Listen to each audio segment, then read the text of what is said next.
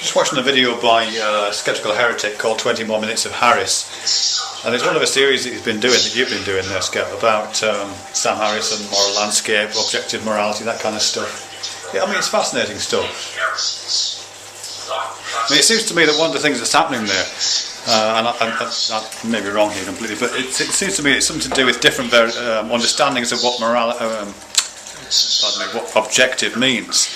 And I know you don't want to get into the semantics of it, but you kind of referring it to the absolute there, and but when we're talking about objectivity and the idea of objective truth, objective reality, I think we mean at least two things, and I think Harris is coming down in a slightly different place than you are, because a lot of people, particularly your adherents of a certain kind of viewpoint of science, see objective meaning mind independent.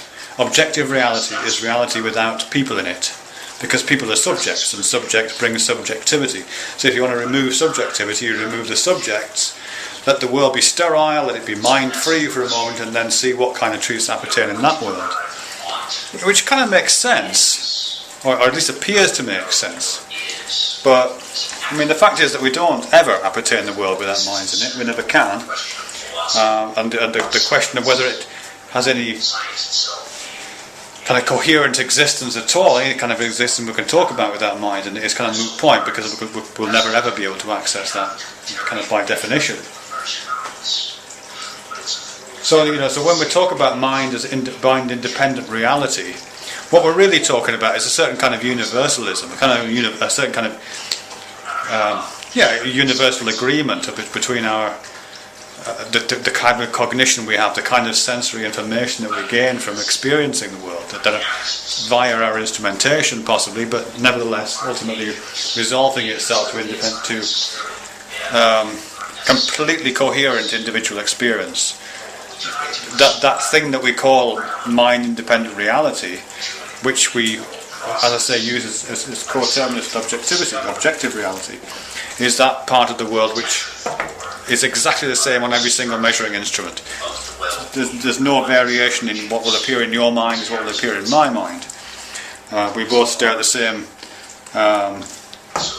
measuring instrument, looking at the same experiment, and we both see the same data come off it. There's no variation, therefore it's kind of universal. That doesn't necessarily mean it's mind independent, it just means it appears in every single mind exactly the same way. The objective that Harris, I think, is talking about, and I guess because of his interest in kind of non-Western philosophies and so on, this isn't entirely surprising, is one that doesn't really go down the mind-independent route, and just recognises that mind is going to be present in all of our calculations. And there are, yes, of course, there are some things we can make universalising statements about, but there's a lot of things we can't. And the idea of a mind-independent reality is something of a Western myth, a scientific myth. So I think he's coming from that position.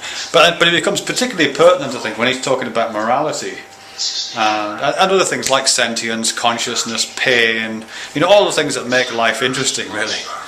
Because those are the things of mind. It doesn't make any sense to talk about mind-independent morality or mind-independent sentience or a mind-independent thought, does it? I mean, it would make no sense.